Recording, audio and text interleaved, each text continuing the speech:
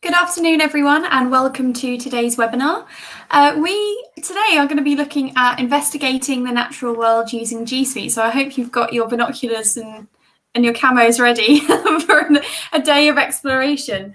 Today we are joined by two speakers. So there's not very many of us on the webinar today. So I am Kiri, for those of you that are new to our webinar series. I'm the National Accounts Manager in the Google for Education team. I'm also joined by Matt, who is from Aspire to Be and is a Google certified trainer and will be doing the hands-on demo with us today. And then we have Emily, who's from Green Meadow Primary School and is going to be talking to you about their journey with G Suite and for distance learning. And if you're on the webinar this week, you may know I may have told you that already that I have a screen here, which is why I maybe keep looking in the other direction. So bear with me if it doesn't look like I'm looking at you. I am here, I promise. We have a great agenda. If you have any questions throughout the webinar today, as always, pop them in the chat on the right-hand side of the video, and we'll make sure that we pose them to the speakers throughout today. It'd just be great to hear some of your thoughts about how you're using G Suite. So please feel free to share. So I'm going to kick off with just sharing some key resources that are available to you from Google for Education. So first and foremost, it's just really important to understand why people are using the tools, right? So we hear really often, and hopefully Emily will support me with this later on, is that the tools are really intuitive and they're easy to use, and teachers are able to pick them up really quickly and easily. They're designed to be flexible and scalable. So whether you're a small primary school with 100 students or, a really large FE college with thousands of students, you're able to use these tools and they work seamlessly. They're also built for collaboration. So because we are working in the cloud, collaboration is built in mind. So you're able to collaborate live in real time with colleagues, and that's totally useful right now, right? Where we maybe aren't able to collaborate in person, but we can do that with the tools that are available in G Suite. And finally, secure by design. Everything we do at Google is built with security in mind, and our tools are GDPR compliant. And when it comes to G Suite for Education, you actually have a free platform for education organizations that has access to all of these really great tools. So all of the logos you can see here. I'd love to do a logos game to see if you can recognize them. But things like Google Docs and Forms and Classroom and Meet are some of the things that we might have a little look at today. So for those of you that are brand new to G Suite, you may think that's great, but where do I get, this information from? How can I find out how to use these tools? First and foremost, we've actually created a temporary hub, which is called Teach from Home. And this is really for those of you that are brand new or you want to just become a little bit more aware of what's available from Google for Education, because not only do we have G Suite and Chromebooks and Google Classroom, we also have other things like the Internet Legends, which you may have heard of, and other cool education tools that are available and free to use. So you can check that all out in this one place and this temporary hub called Teach from Home. And most importantly, related to what we're talking about today, we have a little sorry, I'm getting distracted by a private chat because I'm not looking at my presentation. We have all these digestible little trainings. So rather than kind of diving into like the Educator Level 1 or the Educator Level 2, you can basically go and just get short snippets of how to use these tools for distance learning. So we've also included on there recently some guardian and parent support. So things and ideas for parents that are maybe supporting students at home with learning right now. In addition to that, which is basically like your one-stop shop of everything you need, the kind of more the things that are more focused around G Suite and Chromebooks are these resources that are here right now. So we have a blog which is being updated, and we're posting on here really regularly about new features. So you may notice if you use Google Meet, for example, that you can that new features are being released, and there's lots of new things you can do, like muting students or rejecting students, and these things are being updated in our blog. So if you want to find out any new features, head over to the blog, and there's also tips and tricks in there about how to use the tools for distance learning. We've also created a distance learning training, which is on our Teacher Centre. So definitely make sure that you go and check that out. And we've obviously also got this webinar series where you can watch all previous webinars at that link, or you can go and have a look at what's coming up in the next few weeks. And just to go back to the Teacher Centre, we've actually done a big upgrade on the Teacher Centre, and you'll see that we've launched. It's got a really nice, fresh new look. And what we've included in this are these specific product guides on how to use some of the tools. And you'll see that Expeditions and Jamboard is in there as well. So anything that you see today and you think that's great, but just I'd love to know a little bit more, kind of dive a little bit deeper into what some of these tools can do, these product guides are really good for that. So head over to g.co/Teacher Centre. Watch the US spelling, it is ER, not RE. And finally, from me, if you are brand new to G Suite and you're just looking at getting set up, there are a number of ways you can do so. So if you're in Scotland, you can access through your local authority, more than likely have a Glow account. And so you can access G Suite that way. If you're in Wales, you can access G Suite through your Hub logins. You just have to go to Google Classroom. It will take you to Google Classroom, but then you will have access to the G Suite tools as well. And if you're in Northern Ireland, the same applies for C2K. And any schools in England who are brand new and don't have a G Suite account yet, the DFE actually have a program in place where they're funding deployments of G Suite for schools. So we've been working closely with the DFE and Microsoft on setting up this program. So you can head over to covid19.thekeysupport.com and you can sign up your school. And basically this will get you up and running. So all you need to worry about is kind of getting hands-on with the tools and learning them rather than having to worry about all that kind of admin stuff in the background. So it's there for you to use. It's free. It's being funded by the DFE. So definitely recommend you going to check it out and sharing it with colleagues that you know are just starting out. So that's it from me for now. I'm going to pass over to Matt, who's going to be giving us a demo about how we might use G Suite in a setting of investigating the natural world. I'm really excited, Matt. So no pressure. Thanks, Kerry. Good afternoon, everyone. Thank you for joining. First, I hope you're all safe and well and perhaps enjoying a bit of the sunshine we've got of late, which is lovely. So yes, today the focus is investigating the natural world. And what I was particularly keen to look at within this session was really how can we make the most of lockdown? And how can we make the most of having to be kind of stuck indoors or within a confined area? And use that within some distance learning opportunities. So really it's an opportunity to get outside, explore what's around us, and kind of use G Suite tools as a bit of a vehicle to provide students with something to share their learning through, to present back. Try to get a bit of a mix between Key Stage 1, 2 and up into secondary, and there's just going to be quite a few different ideas and all that kind of thing. But really it's about fostering that kind of natural curiosity in the environment and perhaps encouraging the students to get outside and make note of things that they probably haven't noticed before. So there's a large amount of this is around photography. Students tend to have access to some form of device that can take images, but there are some activities that don't require that either. So we're going to cover quite a lot. If you do miss anything, as Kiri said, this is available afterwards along with all of the other webinars that have been put on, but we'll be able to skip back through and ask and answer some questions as we go.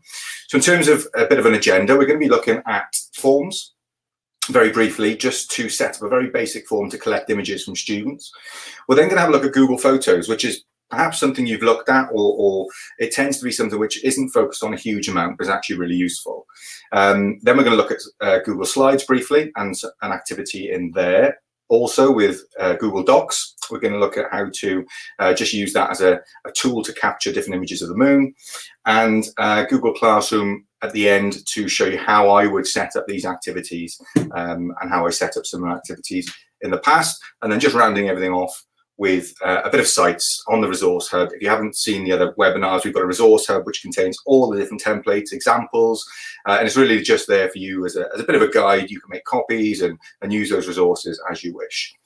So first thing we're going to have a look at is Google Forms. Now you can see here that I'm in Google Drive, and there's a number of ways that you can actually get to forms. I could go up to the new section here and go to more and click Google Forms, and that would create a new form as well. I could also go up to the waffle, as we call it, and scroll down to the Forms menu icon, which will give me some a few more features actually, in terms of if you want to see some already made templates. That's really useful. But today what we're actually going to do to start off is set up a form via Google Classroom. So navigating up to the waffle and going into Google Classroom. So the reason I want to set it up this way is purely because Google Classroom is your starting point really for setting any activities, not just whilst students are at home, but actually in class as well. So I'm going to go into the class I created during my last webinar. Classroom, there's so much you can do within it. It's a fantastic tool. I haven't possibly got time to cover all of that. So what I'll do is I'll just give you a brief overview. The stream here is pretty much a bit of a kind of Facebook feed, if you will. It just shows a bit of a record of everything that's taken place. You can share notifications or announcements with your students, add attachments. So it's just a nice quick tool to get in touch with your class. Then you come across to classwork. So classwork is the main hub, really. This is where you're setting your assignments. This is where you're providing your resources. And it's really where your class is structured entirely. And then you've also got here your people. This is where I can add additional teachers or additional students. And finally, there is a section here on marks, which I haven't gone through yet in any of the webinars. It's a brilliant tool. Gradebook that's been introduced is excellent. So we'll try and cover that in some of the later webinars. But starting off with this, what I'm actually going to do is create an assignment, okay? Now, there's a number of ways you can actually do this. You can set up a quiz assignment, should you wish, or you can set up just a standard assignment and then attach a form later on. Either way is absolutely fine. I'll just get rid of these here. So for a title, this is just, we'll start off with, let's see, Mini Beast Hunt, okay? So probably quite a topic that is often covered. I know my wife, who's a primary school teacher, she actually set this similar activity with students just last week, and so where I got this idea from. But really all we're trying to do here is set up something which will allow the students to submit an actual activity and their images that they take of Mini Beasts. So if I was to set up my form and create it here, what I'm looking to do is use a relatively new feature, which is called, down the drop down box here, file upload. So that's, I say relatively new, it's been out for a little while now actually, but what that gives us the opportunity to do is ask our students to upload not just images, actually, it can be any type of file, but it's particularly handy for students of younger ages, because obviously if they're asking their parents to help them with this, it's a really easy thing for the parents who may not be familiar with G Suite to get on board with. So just to give this a quick title here, and then please upload your images. And select file upload, okay? And what this then does is it will allow you to, in your Google Drive folder, it will create an actual folder, and any images that are uploaded are automatically placed into that folder, which is really handy for you to be able to see them. But also, if you want to do this as a sharing piece with class, there's no reason why you can't share a view-only link to that folder back to the students and the parents so they can see the other pictures that have been handed in. So the additional settings here, you can change the file sizes. Bear in mind, if you are looking at images, they may well be a little bit larger.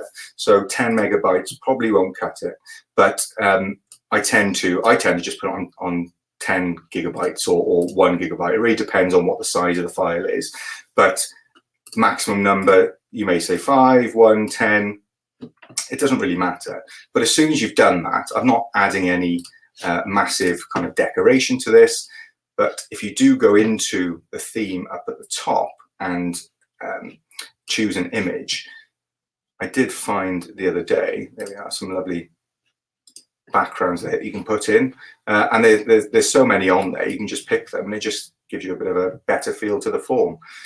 In terms of how that looks, it's as simple as that. I mean, you can collect names, you can collect email addresses if you wish, but you know, very much encourage your students just to send their pictures in. And it's all about trying to go out in the garden, go out to the local parks or woodlands, and just taking some close-up pictures of some of the bugs and mini beasts that are around them.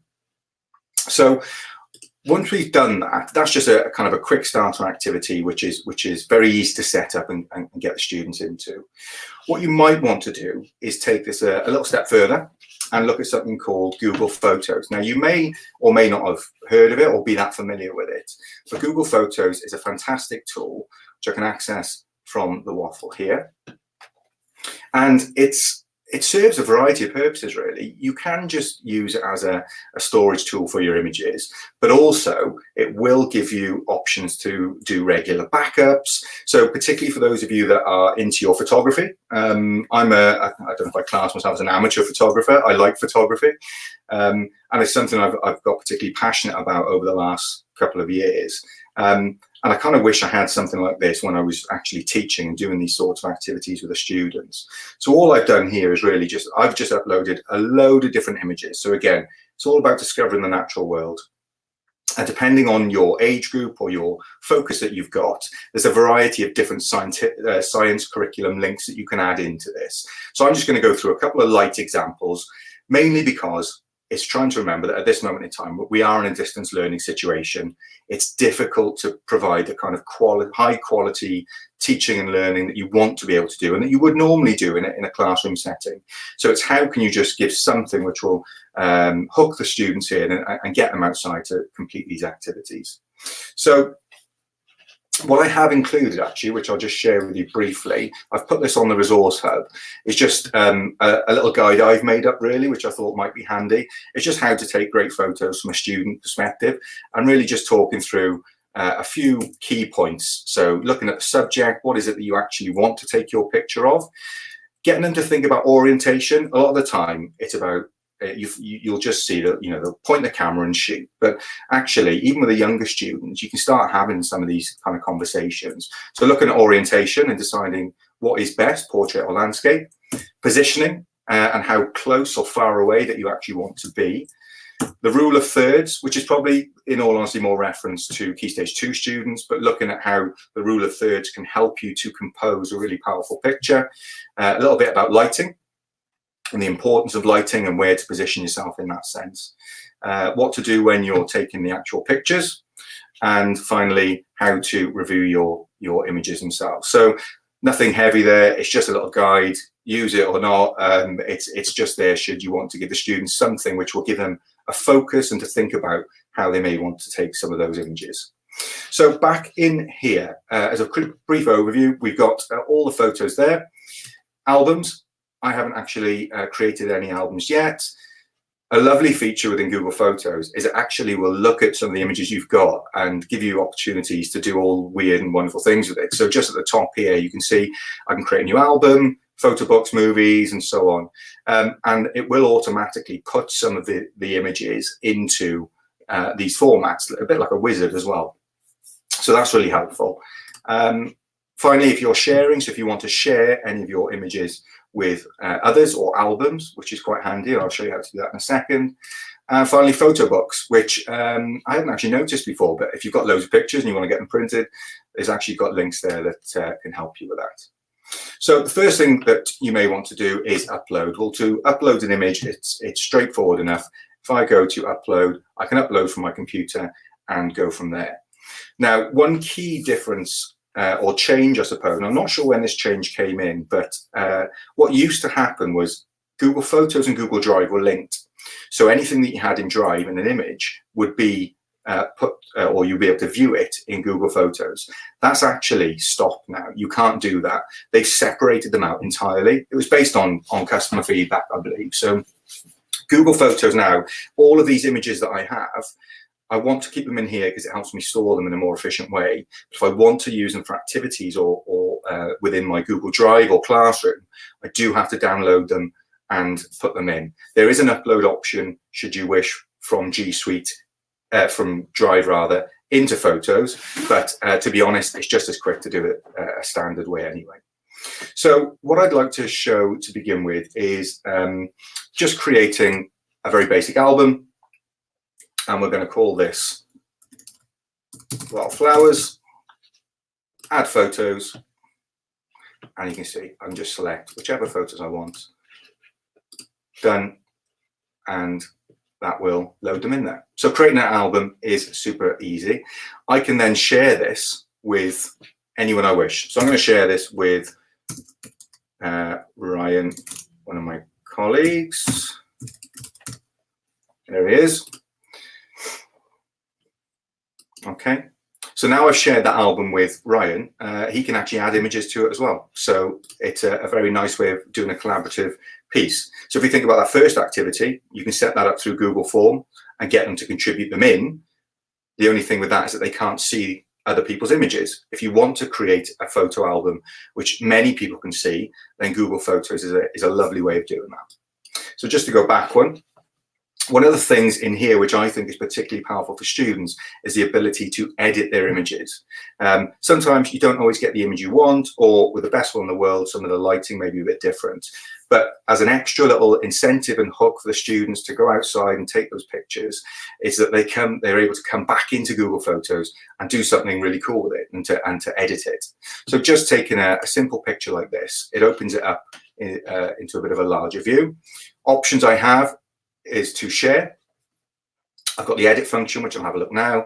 I can zoom. I can find out a little bit more info about that image if I wish. I can favorite it, so it's an easy picture I can see, or I can delete it if I don't like it. Well, for this one, I'm just going to quickly show you some of the editing features. And the first thing that I tend to do with any image and to talk about the students with is about cropping and trying to think, well, as that picture is there, how do I want it to appear? I talked about the rule of thirds earlier, where generally you would have them intersecting on one of these 4 lines here, here, and so on.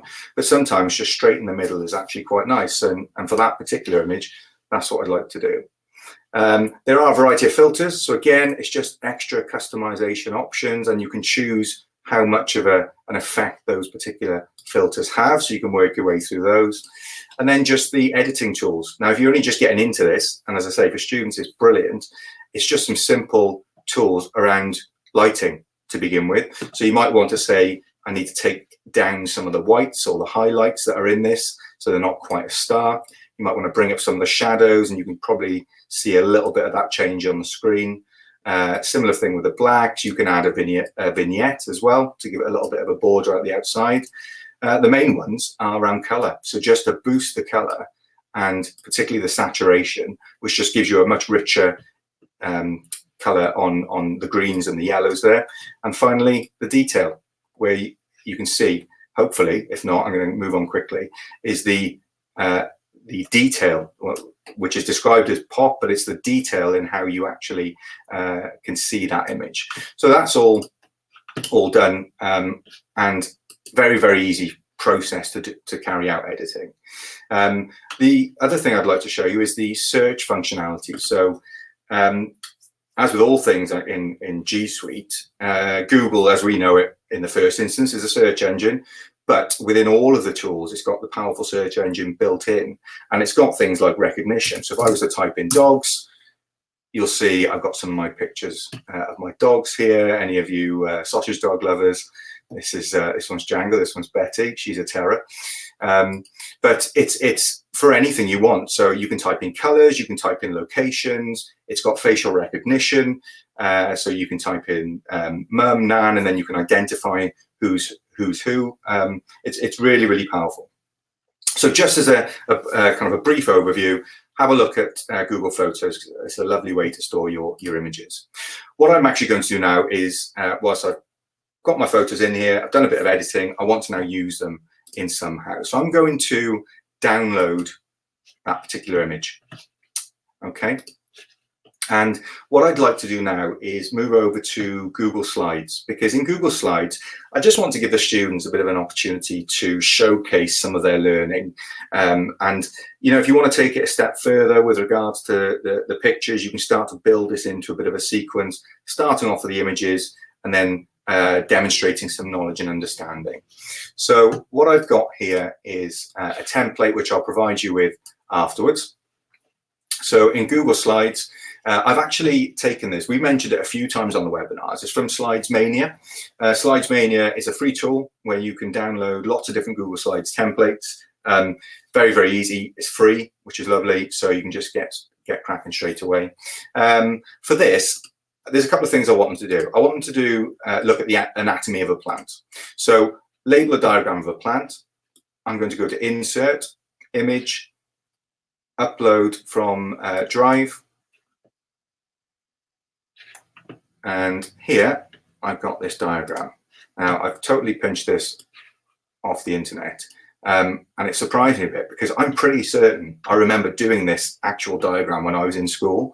But anyway, you know, if it's not broke, don't fix it, as they say.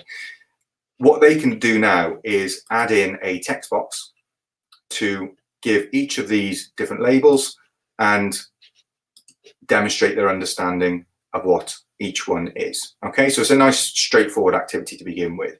What I want them to actually do is to do a bit of research and understanding on some of the plants that they've actually tried to find. So one plant here that I'm going to be looking at is the image that I downloaded. So the first thing, I'm going to navigate to Drive, and where I downloaded it, I'm going to chuck that back in there. There you go.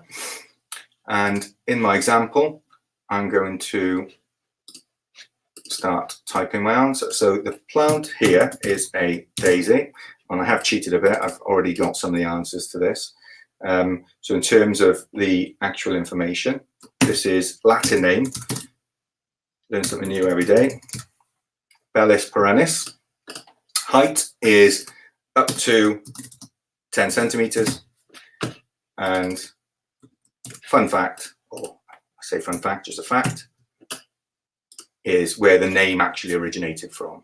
Now, depending on how many images they've actually created, they can do as many as they wish. It really doesn't matter. These are completely editable. So now that I know what I'm doing, I'm going to get rid of those, go back to my insert image from Drive, take the picture that I've already gathered from my travels and pop it in here, and you can change the angle and so on.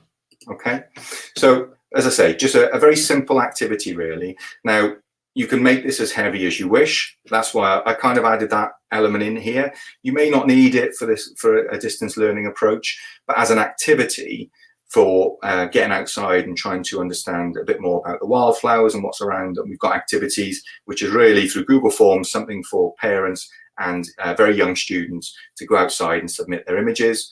You've also then got the mixture between Google Photos and slides for anything from Key Stage 1 upwards up into secondary, depending on the intensity of the scientific elements that you're trying to incorporate. Okay, so other activities that you can do with that, as I said, this was around flowers. I've taken loads of pictures of leaves. You could talk about photosynthesis. I'll talk about that in the classroom assignment.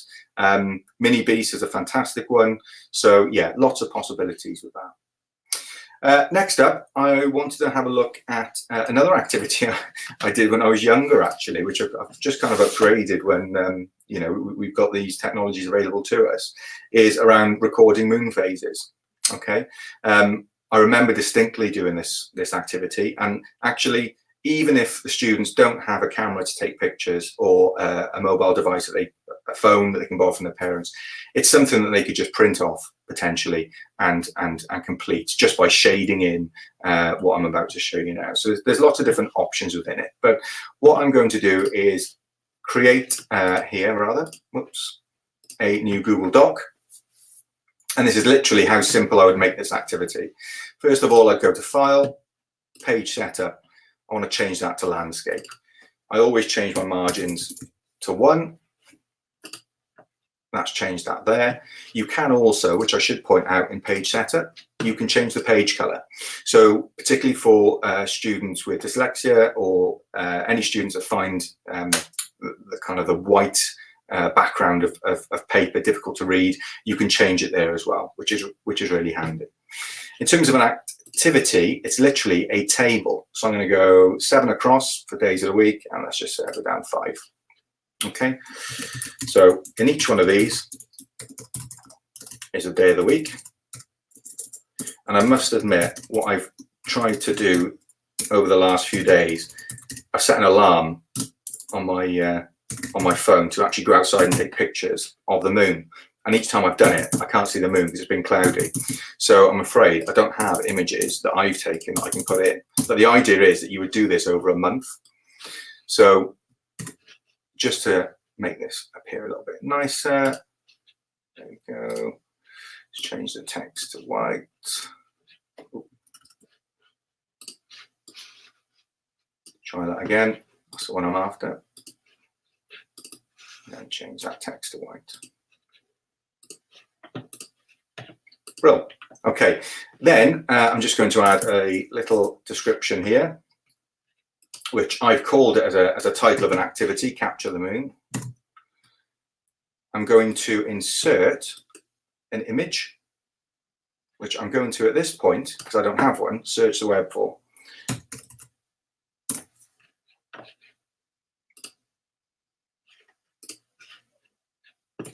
Okay, now that is absolutely huge, so we're just going to resize that quite a lot. And then when you're inserting images into Google Docs, you've got a couple of options. You can have it in line with text, like that. You can have it so it wraps, or you can have it so it breaks. For the purposes of this, I'll probably just keep it there, okay? And then what I'd ask the students to do is to insert the images they've taken of the moon into each cell, because all they would have to do is, once I've set this up as an activity in Classroom, this is my template. They would each have a copy of this document, and then they can take a picture, upload it to Drive or Photos, whichever one they want to use, and then insert it from here. So I've taken a couple of pictures there, and they would just do that each time to build up their pictures of the moon phases over that period of time, a couple of weeks or a month, however you want to do it. Also, what I'd like to do is give them a little bit of a help in terms of how to identify the moon phases. So back into Insert Image, into Google Drive, and here I should have, yeah, there we go, just a diagram to show about the different moon phases. So really, again, this is all about trying to get them outside, taking those pictures, and this is something that you don't actually have to be able to go out to parks or even into your garden for. You can just, depending on where your house is, just hang out the window and take a picture downstairs. But it's all about that, just trying to foster a bit more curiosity in what's probably something that we actually take for granted. So those are just two brief kind of activities in slides and docs. In terms of how I would set this up in Classroom, there are a number of different ways that you can do that. So if I go to Google Classroom here, there we go, do that assignment. First thing I'm going to do is create my assignment, and I'm going to, thank you, call it Go Outdoors. Excuse my spelling. Instructions. So the instructions for this, I've pre-typed just to save time. So it's about getting outside, understanding the living things around us, and using a camera to capture nature. Different types of activities I would do is, depending on age group, if I'm looking at early years, foundation phase, definitely mini beasts, taking pictures of the mini beasts in the garden, and as I showed you, into the Google form for submission, so that you can then potentially share that folder with everyone afterwards. Key stage 2, looking at flowering plants. So I want to capture the images of the different types of flowering plants, add them to Photos Drive, and then complete that presentation that I showed you afterwards. The moon phases, capture an image of the moon each evening, add that to your document, and then submit. And then just looking at something for secondary as well, focusing more on some of the scientific elements around photosynthesis, looking at different types of leaves, different leaf shapes, and again, completing that presentation back to demonstrate understanding. Now, in terms of what I would add to this, first of all, let me just put that into a topic. So I haven't got a topic yet, so I'll create one, which will be, just call it Natural World for now. That just helps, I'll show you in a second, to organize a little bit better in the background. Things I want to add to this. Now, I've actually got on the Resource Hub, which I'll show you in a sec, I've got a ton of different links so that once students have taken their pictures, they can actually go back to one of these links and help use the link to help them identify what the flower is. There's a load of different options which are really, really cool. Documents I want to add here from Google Drive. I would give them the how to take photos. That is really, I just want them to reference that. I don't want them to change it. I don't want them to make their own. They can just view that as a file. I want them to also have the Google Slides. Let's have a look, I've got 2 here. So this is the example that I've done, so they can see what one looks like. So they've got a bit of a guide. Then I'll also give them the template that I've made here. And for that one, I'm going to make a copy for each student. So they've all got a similar starting point. Additionally, I would give them the, depending on what activity I'm setting, but I'll attach all of these. I should have named that, whoops, note to self. But that one, as an example, is just to view the file. And then finally, they would have the actual assignment that they could complete, which is the template. And I would make a copy for each student. Okay. Once I've done that, that's just to my students. But if you are a partner teacher, get invited to your partner teacher's class, because you can then also work together to set some of that work and save some time. And then it's just a case of assigning it as an activity, which there's a lot on there, so it'll probably take a few seconds. But hopefully what you see from that is really it's focused around getting outside, making use of any form of camera, really, just to get a bit closer to what's around us and understand and to demonstrate understanding afterwards. So as a final piece, all that set in Classroom, in the Resource Hub, which we've set up for you, you will have a load of different resources. So I've put in the how to take great photos, identifying wildflowers. There are 3 different links there, and I've looked at them all. They're all really, really good.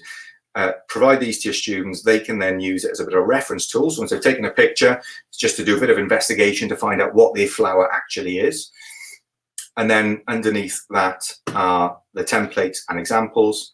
Identify mini beasts. Again, I've just included 3, I believe, 3 links to websites and also PDFs that will guide students through a staged process, really, to understand and identify what it is that they've actually taken a picture of. Okay, just as a final piece for that, in Google Sites, that has been hidden, so I'm going to show that now in navigation, and finally publish that for everyone to see. There you go, gives you a little recap, and we are done. I think I covered probably about half of what I wanted to, but I'm just about up for time. So yeah, I'll hand back to Kiri. Thanks very much. Thanks so much, Matt. My favourite topic, flowers. And obviously we had a question about Harry Potter. So that was a great way for me to start my long bank holiday weekend. So thank you so much. That was really great. What I really like about these webinars when we're talking about, how might you deliver a topic using the tools is that, it's all well and good saying like create a new document and collaborate, but like in reality, teachers, may know how to do that after the first time of watching the webinar. So it's really valuable to see it in context and how a teacher might go around planning their lesson.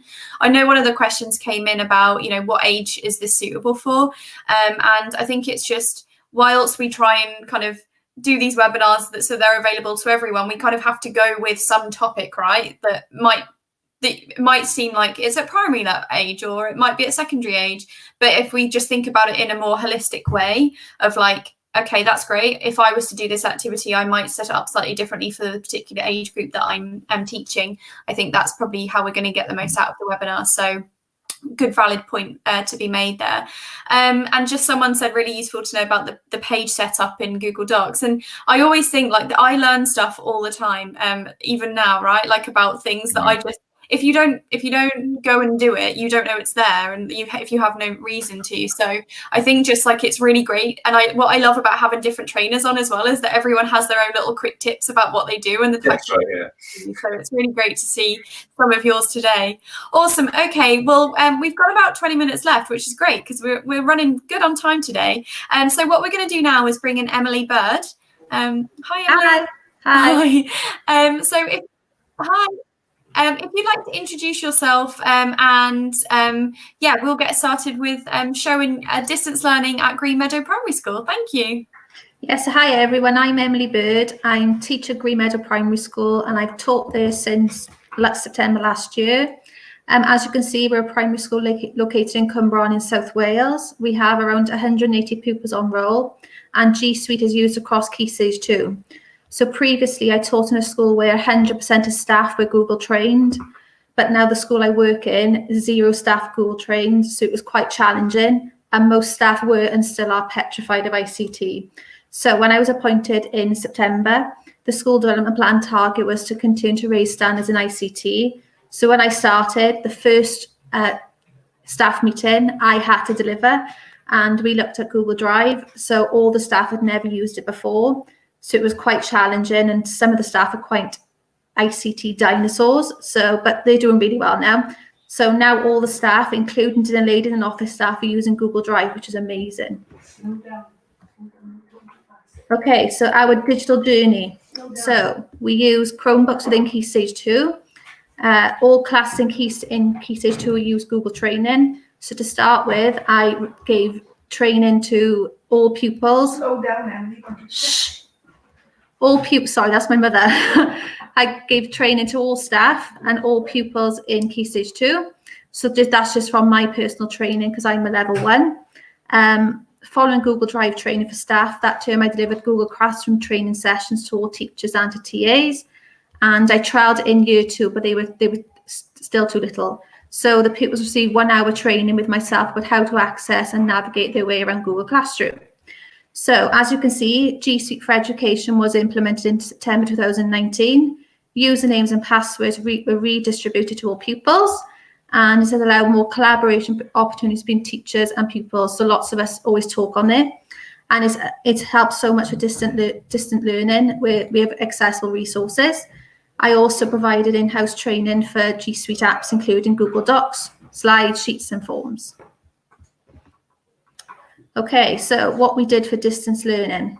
So prior to school closure, the Key Stage 2 pupils were all use Google Classroom in class, and foundation phase would use a different platform. So the foundation phase pupils would use ClassDojo. So we made that decision as a school. Pupil audits were completed, software, hardware, and ICT with support from the local authority. So I worked alongside the local authority to see which pupils were digitally deprived of a laptop or iPad, and we decided then to rebuild laptops and give them back out to the local authority to give out to children. So our action was we gave out usernames and passwords again to all the children in Key Stage 2 to make sure that they worked. Pupils then tested Google Classroom at home to ensure they could access it, which is really useful. And not just the pupils, the parents as well, because some of them, they did need some help. I delivered a quick refresh training of Google Classroom to staff, which again was really helpful because some of them didn't know how to schedule tasks. And then we updated the school website with a how-to guide to support parents and pupils accessing Google Classroom.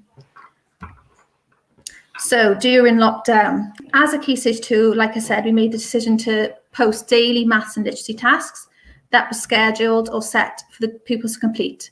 So I used the schedule tool on Google Classroom to complete this. So Key Stage 2 staff made individual home learning menus. So this was per half term, which included pupil and teacher voice tasks. So before we went into lockdown, the children decided what activities they'd like to learn for expressive arts, maths and literacy. So we incorporated that into our home learning menu. And this was then available on the Google Classroom stream.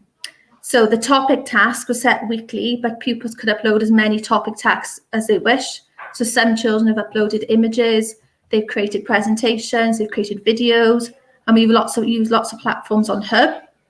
So the home learning menu is available for pupils to see on this stream on Classroom, and it allows them for children to have a conversation about the work on there. So during lockdown, how we interact with the pupils, we have a weekly wellbeing video call using Google Meet, which is amazing. And it's now available on the top of the Google Classroom stream under class code. So we use the stream to allow pupils to communicate with each other. Again, it's really beneficial for those children who don't speak to others. It allows that for them to speak to their classmates and to speak to me. The stream is being used for pupils to communicate with each other.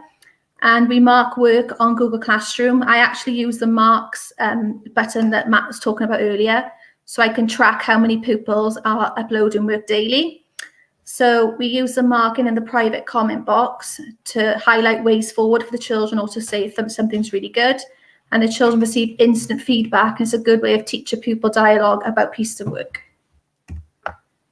So during lockdown, we did face some problems, as they always do. So not all pupils were engaging with distance learning, but I think because of our school, they're quite deprived. So I needed to work with a local authority to ensure that we could give pupils laptops and access to the internet to use at home. So hopefully we'll see a difference after half term. So during lockdown, what our staff say, as you can see here, I gave out a questionnaire to our Key Stage 2 staff to see how they think we are doing with Google Classroom. And these are some of their responses. Now, these two teachers have never ever used Google Drive before. They hate ICT, they hate technology. So for them to say this, it is really amazing. The deputy head teacher, it enables me as a teacher to mark, leave comments, and give instant feedback regarding the work produced. And again, she said about engagement, and the year 3 or 4 teacher, it's helped her knowledge of using Google. So that's really positive. So during lockdown, what we'll do next, so hopefully after half term now, the pupils tomorrow have got a task scheduled on Google Classroom for all of Key Stage 2, where they will have the opportunity to write about what activities they'd like to do after half term, which again is really good for pupil voice. So I've done this via a Google form, and then we'll look at their responses and we'll add it to our home learning menu. But also we also found it beneficial to have some parent feedback as well. So we've sent a Google Forms questionnaire to parents about how we can further develop home learning during this current crisis. And that's it from me. Thanks so much, Emily. That's awesome. I love the fact that you've gone out and got feedback from staff, because it's so important, right, to gauge how they're feeling. And like I said, they are very digital dinosaurs. Well, they were anyway. They're doing really well now. I always think when I was doing training before I was in this role, I always made it my mission to convert those people that were so scared or really resistant to the technology, because then you knew that you'd really done your job well. And I can see how you're driving that behind your school, and they're doing really well. Yeah, and isn't that awesome to see? And I guess we're in a current climate where everyone has kind of been forced in a way to go down that journey, whether they like it or not, because that's how we're having to live right now. And I think whilst that is scary and challenging and has its unique challenges, it's also really good, because people like you in schools who are trying to drive this sort of digital first agenda, it's really helpful to kind of move that along. So I love to see that you're seeing the results of that. They're doing really good. Yeah, and what have been the tools that teachers have picked up? I mean, obviously they kind of called out Google Classroom, right? But what has been that key thing to move them and to push the needle apart from the current situation? What do you think it's been? Google Drive. The staff absolutely love this. They upload their planning on there. They can work together on one document. You haven't got to save anything because it saves automatically. And my staff, all the staff use it. So we never use a school drive anymore. It's all on Google Drive, and it's nice because we can look at other people's planning, and that's what other staff have liked as well. Awesome. So they're using all of them: slides, docs, forms, sheets. Wow. God, you've done training. Job. Yeah, you've done it all. It's because I love it. And I always think when I ask people what their favorite tool is, usually it's Forms or Classroom, but I think Google Drive is definitely one of my favorites, because if you get that right, then everything else is really easy. So I'm totally with you on that one. We're going to bring Matt back in, and I've just we've got some time left, so I thought it might just be a good opportunity to share some best practices a little bit more. And Matt, you obviously gave us some really good tips earlier, but I mean, if you are kind of like in a school like Emily's, right, where you're really struggling, and particularly from a training partner, and someone who's responsible for doing training in lots of different types of schools, what do you see as like the first step for someone like Emily? And Emily, I'll ask you this question afterwards. What would be your first step, Matt, to like supporting that school? Like, how would you go around getting these teachers kind of in a place that they want to learn about it and that they feel a bit more motivated to be engaged? I think the main point is not trying to do too much. If you try and throw everything all at one time, it's not going to stick. So it's got to be, just as I say, it's no different working with adults sometimes than it is with students. And I don't mean that in any kind of bad way. It's just, we can only take on so much information at one point. So you've got to be able to frame it in a way which is relevant to what it is that they're going to be doing, that is always has teaching and learning at the heart of absolutely everything, and to improve teacher well-being, student well-being, all that kind of thing. And then I always think it's really useful if you can provide a proof of concept. So if you're looking to instigate something like Google Classroom, some staff may say, well, they don't necessarily make the links that others will. And this all comes down to your baseline digital competence, doesn't it? So if you're not too familiar with digital tools, we can talk about cloud storage between us and oh yeah, I get it, yeah. Some people it's just way over, which is fine. It's not something that they've had experience in or interest in even. So it's about, not doing too much at any one point for me. Nice and slowly does it. And if you can get a proof of concept and they say, right, yeah, get that, understand it. I always, I love that. I really totally get where you're coming from as well, because I think we have expectations as people who are like so enthusiastic and excited about what we're doing, right, and what we do as a job and the tools, that you do have to go really back to basics sometimes, and that's, like you said, that's not a bad thing, and actually that will just help people to progress a lot quicker. And one thing I've noticed is where when I was doing training, and even at events now where we have Chromebooks, right, my assumption is that everyone can open up a Chromebook and turn it on and start using it, and like that is so not true. And even if people are used to using laptops, a Chromebook is still different, and the interface is still different. And so even just starting at that level of like, well, when you use the trackpad, you don't need to like click a button and scroll. You can use 2 fingers, or the cap locks isn't there anymore. So if you use cap locks, then you're going to need to use shift. And sometimes these sort of things that we assume people would know can put someone off and put someone off. So it's probably really good to get everyone at a basic level. And like, I always like to get everyone, at that level to start with, because then I find that it's more successful, particularly during those training sessions. And Emily, what would your advice be to someone else in your position who's maybe not so far down the line now? Yeah, so firstly, when I started in my school, they were given 40 brand new Chromebooks, but we also had up to 30 laptops. So the first thing I decided was the Key Stage 2 need to have the Chromebooks, because obviously in foundation phase, they learn the caps lock and things like that. So that was the first thing I did. And then with the staff, I delivered staff training each week, and I focused the 1 week on Google Drive, Slides, Docs, so just drip feed in all these Google apps. Yeah, I think that's the same with the children. Yeah, and actually that's a good point that you make as well. I think we also assume that children are like digital natives, and they're just going to be able to pick it up and go with it, but they still need to be able to navigate to where they need to go, and they might be used to going on YouTube, right? Like we need them to see these devices and these tools as learning tools, and so there is still a little bit of kind of training that needs to be done there. So I think definitely don't forget about the children, because they are just as important. Awesome. Okay. So I'm just going to wrap up for today. Thank you so much for your time. Always so interesting to hear what schools are doing, particularly around this time. And I love your story of particularly around the fact that your teachers weren't very keen to start with, and the fact that it's definitely progressed on.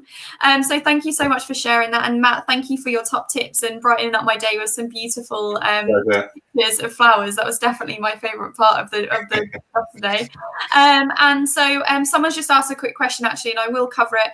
If you want to find more information on any of the tools that we have, such as Google Forms, if you head over to the Google for Education Teacher Centre, there's lots of top tips and product guides around specific tools, including Google Forms, and it kind of goes step by step on the different things you can do. So definitely head over to the Teacher Centre, which is showing up on the screen right now. So for those of you tuning in live, thank you so much. For those of you watching back, thank you for watching, and feel free to watch any of the other webinars that that we have on the website. You can give us feedback at the form below. It's really useful for us as we start to think about what other webinars we want to run at this time, that we collect your feedback so that we can make sure that we're putting the right things on and we've got the right things for you. Thank you very much and have a great weekend, everyone.